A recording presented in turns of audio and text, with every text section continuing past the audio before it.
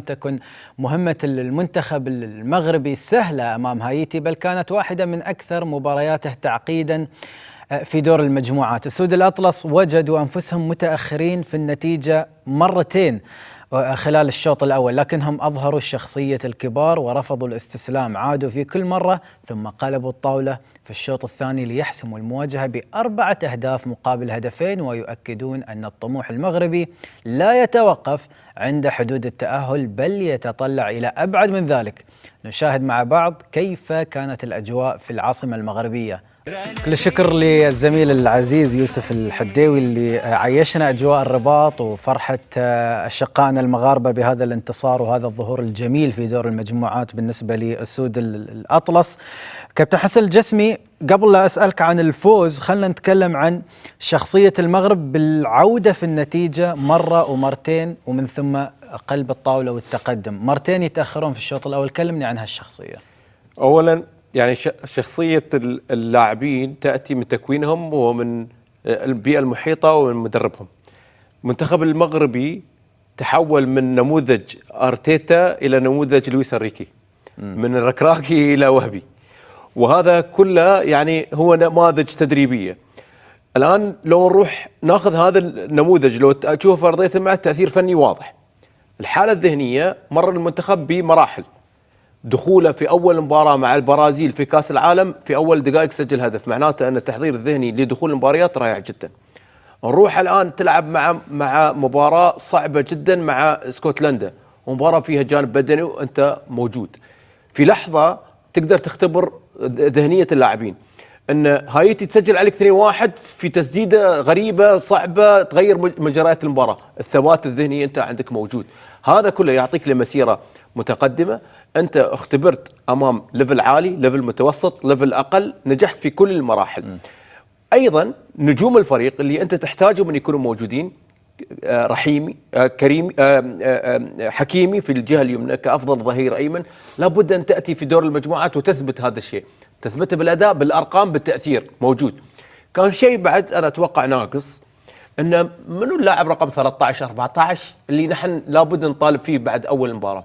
رحيمي أمس تسجيل الهدف، هذا ممتاز أنك أنت تفرض نفسك في على المجموعة، وهذا يعطينا أيضا دليل على أن البدلاء جاهزين ذهنيا ونفسيا متواجدين مع المجموعة. هذه المحصلة كلها تخلينا أن ما نشوف المغرب مبروك على تأهل، نعم نبارك لهم، لكن نحن طموحنا هم وضعونا في هذا البوزيشن، هم وضعونا في هذا المكان، أن نحن لا نشوف أنتم في ليفل أعلى من هذا الشيء. أكيد إيجابيات كثيرة خرج من خلالها منتخب المغرب من المجموعات. هل استقبال هدفين من ضمن الإيجابيات أن اكتشاف بعض الثغرات الدفاعية اللي شفناها أمس كابتن علي؟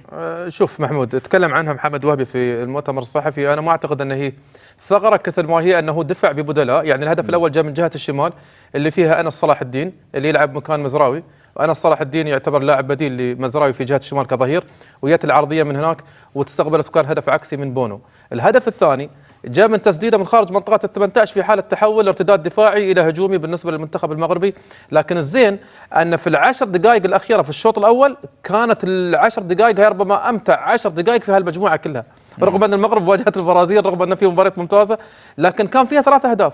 كان فيها عوده لحكيمي بالدقيقه 39، كان فيها تقدم مره اخرى لهايتي في الدقيقة تقريبا 43، بعدين هدف لصايبيري بتعادل في الدقيقة 45+1 في الدقيقة 46 تقريبا. فهاي الأجواء تبين لك كاركتر الفريق، شخصية الفريق، بأن هذا الفريق ما عنده مشكلة وما عنده خوف بأن إذا تأخر أن يعود بالنتيجة. هاي تبين لك شخصية الفريق ومدى قدرة المدرب على إدارة المجموعة. بعدين لا تنسى أمس أنت دفعت بمجموعة لاعبين محمود، هذه واحدة من المكتسبات بالنسبة حق الفريق.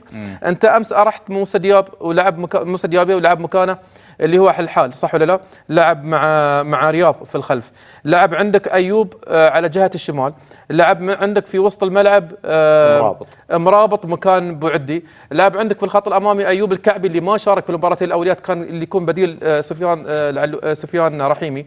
كان كذلك بلال خنوس لاعب مباراة خرافية، حكيم لعب مباراة خرافية. إلى الآن الوحيد اللي أنا في وجهة نظري مستواه شوي مش مقنع اللي هو دياز ما تعرف، مش مركز في إنهاء الهجمة ولا مركز في صناعة اللعب في المباراة. لازم يكون أعلى، لازم يكون أعلى عن شيء. لكن بشكل عام شو مكتسبات محمد وهبي مباراة أمس؟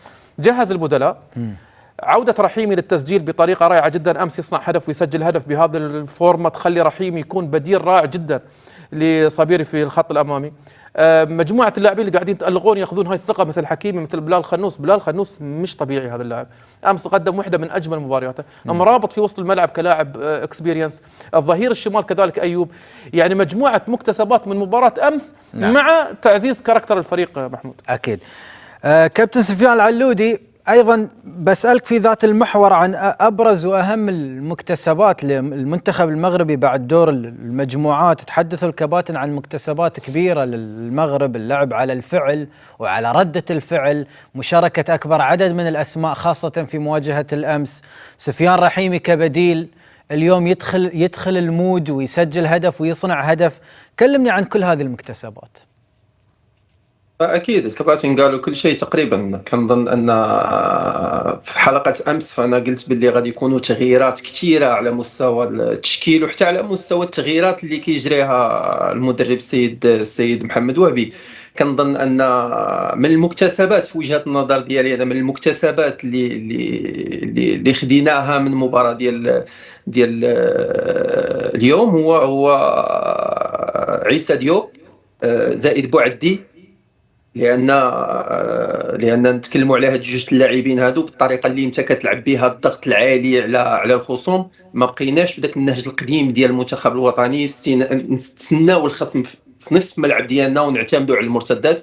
بدلنا النهج ديالنا ولينا كنعتمدوا على الضغط العالي، والضغط العالي كيلزمك واحد اللاعب اللي يجيد التغطيه اللي هو بوعدي، يجيد التغطيه خلف المدافع، خلف لاعبي وسط الميدان اللي كيديروا المسانده الهجوميه اثناء الضغط العالي.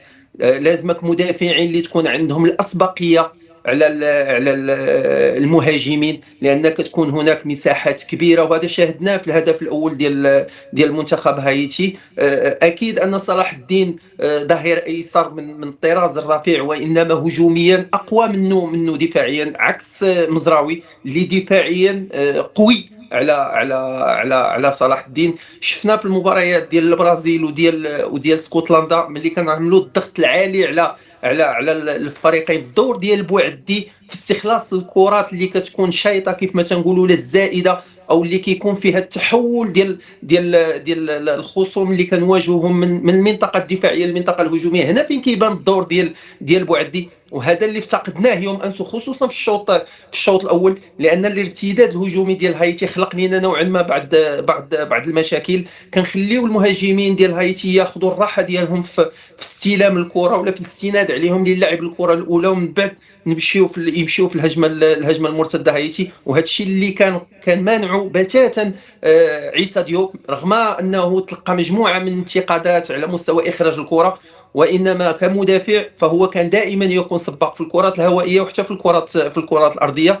والهدف الاول كنت نتكلم وكابتن علي راه مدافع وشاطرني الراي، يعني غير مقبول ان راس حربه يكون اثناء العرضيه لوحده في مربع العمليات الصغير وراء بونو. وهذا الدور اللي كيقوم به عيسى ديوب ما كيخليش المهاجم انه يكون على راحته ويكون في واحد الوضعيه مثاليه على انه يسجل. كنظن ان مكتسبات كبيره من بينها هو اننا استطعنا اننا نسجلوا 4 اهداف، 3 الاهداف منها من المهاجمين ديالنا، مهاجم اللي هو اساسي السيباري، ومهاجمين جاسيم وسفيان رحيمي اللي بدلاء اللي يعطيهم واحد الشحنه اضافيه للمباريات المقبله من اللي يدخلوا كبدلاء.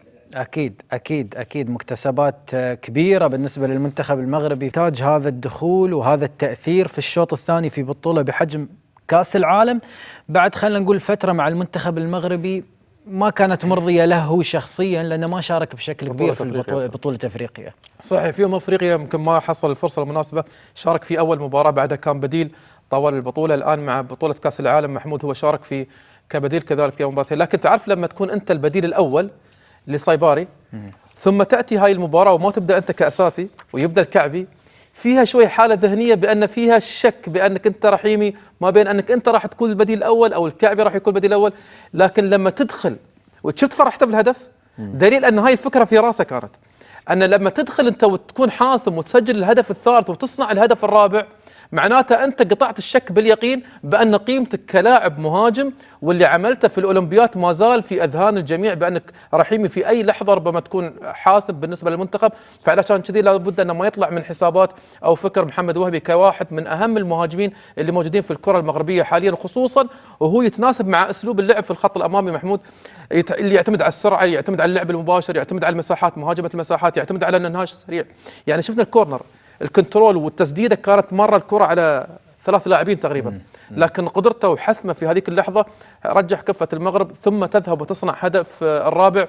انا اعتقد ان هذه ال 20 دقيقه او 30 دقيقه اللي لعبهم، او هو دخل في الدقيقه 70 تقريبا، ال 30 دقيقه او 25 دقيقه اللي لعبهن هذه ربما تكون بالنسبه له اهم من انه يبدا كلاعب اساسي، لانه اثبت فيها فعلا انه هو مهاجم كبير وحاسم. صحيح.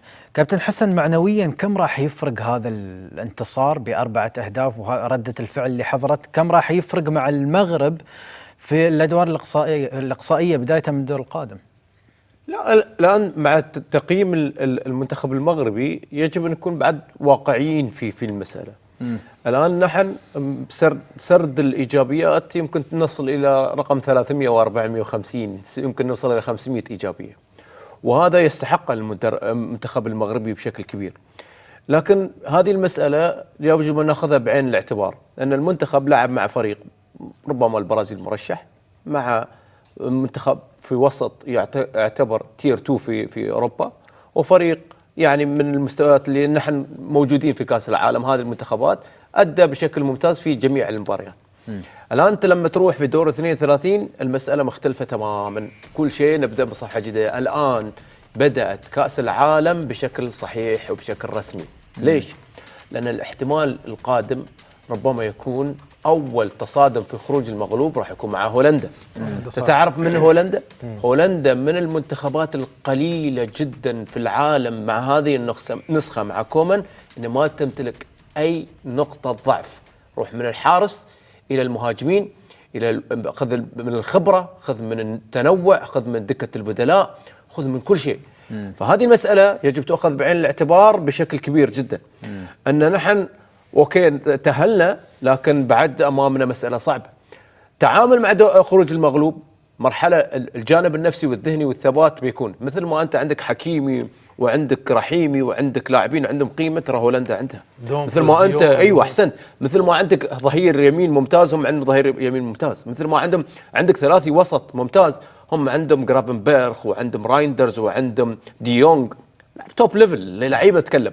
لذلك انا اتكلم حتى الان حديثي في انهم رايح يلعبوا مع هولندا عشان نشرح فكره انتقال الفريق من دور المجموعات الى دور ال 32. بعد ذلك انت راح لو تعديت هولندا راح تخسر كثير بدنيا وتخسر جهود لاعبين. هذه المساله الان يجب ان نكون واقعيه معها. سفيان، شو التصور اللي تعطينا اياه عن المنتخب المغربي في الادوار الاقصائيه بدايه من الدور القادم ايا كان المنافس؟ كيف تقرا المشهد؟